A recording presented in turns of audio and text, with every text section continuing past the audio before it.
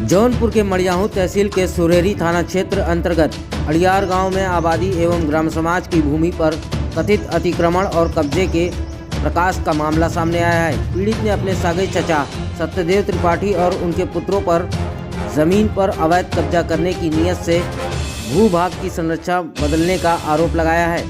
पीड़ित का कहना है कि लगभग 25-26 वर्ष पूर्व पारिवारिक बंटवारे के बाद सभी हिस्सेदारों ने अपने अपने हिस्से पर मकान बना लिया था और तब से शांतिपूर्वक निवास कर रहे थे। उसके अनुसार संबंधित आबादी की ज़मीन में उसके चचेरे दादा तथा पिताजी के चचेरे भाई का हिस्सा भी लिखित रूप से दर्ज है, जिसके आधार पर उक्त भूमि में उसका आधा 1/2 हिस्सा बनता है। पीड़ित का दावा है कि उसके पास अपने हिस्से का पुख्ता दस्तावेज मौजूद है।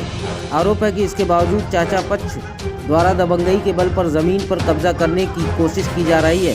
पीड़ित का कहना है कि आरोपी पक्ष लगातार भूभाग की स्थिति में बदलाव कर अवैध निर्माण की कोशिश कर रहे हैं। साथ ही ग्राम समाज की ज़मीन पर अतिक्रमण कर रास्ता भी बाधित कर दिया गया है, जिससे ग्रामीणों को आवागमन में दिक्कत हो रही है। पीड़ित ने यह भी आरोप लगाया कि जब वह अतिक्रमण का विरोध करता है तो आरोपित पक्ष लाठी डंडा लेकर मारपीट और गाली गलौज पर उतर आता है। मामले की शिकायत सुरेरी थाने में किए जाने पर थानाध्यक्ष द्वारा दोनों पक्षों को शांति व्यवस्था बनाए रखने के निर्देश दिए गए हैं। पीड़ित का कहना है कि उसके चाचा मात्र 1/8 के हिस्सेदार हैं, लेकिन वे पूरे भू भाग पर कब्जा करना चाहते हैं। उसने संबंधित राजस्व और प्रशासनिक अधिकारियों को भी प्रार्थना पत्र देकर निष्पक्ष जांच कराने तथा अवैध निर्माण पर रोक लगाने तथा अतिक्रमण हटवाने की मांग की है। क्या मामला है, कौन है जो आपकी ज़मीन पर कब्जा कर रहा है, पूरा प्रकरण बताइए। सर, मामला ये है कि हम लोगों की आबादी की ज़मीन है। आबादी की ज़मीन हम 1/2 के हिस्सेदार हैं और हमारे चाचा भी बात करें क्योंकि 1/8 के हिस्सेदार हैं। लोगों को कंफ्यूज कर देते हैं कि हमारे भाई हैं तो आधा हमारा होगा, लेकिन सत्यता है कि अपने पिताजी में भी आधा लेंगे ना। 1/8 उनका और 1/8 मेरे पिताजी का। उसके बाद मेरे चचेरे दादा थे, मतलब मेरे पिताजी के चाचा, उन्होंने भी अपना शेयर दिया है। और मेरे एक पिताजी चचेरे भाई हैं कपिल देव तिवारी, उन्होंने अपना शेयर दिया है, तो जिससे मेरा 1/2 हिस्सा है। और आबादी ज़मीन है वो दबंगई कर रहे हैं, अपने जो निर्माण का करा रहे हैं, पूरा जो है मेरे ज़मीन को कब्जा करने के हिसाब से पूरा अतिक्रमण कर रहे हैं। पूरा ईटा उटा बालू और सब गिरा के और रास्ता पूरा बंद कर दिए हैं। और उसका रीज़न ये है कि उससे पहले जो है विवाद करके पूरा ग्राम समाज और ये सब ज़मीन सन 2000 से ही पाट लिए हैं। शासन प्रशासन सबके यहाँ गुहार लगाए, लेकिन आज तक वो कब्जा बंद ही है, मतलब उन्होंने कब्जा करके ही रखा है, छोड़ा नहीं है। अब वहाँ कब्जा करने के बाद अब घर की तरफ जो है अतिक्रमण कर रहे हैं। हमारे द्वार के साइड सबका सीध पूरब से पश्चिम सबका हिस्सा बटा हुआ है, पूरे परिवार का।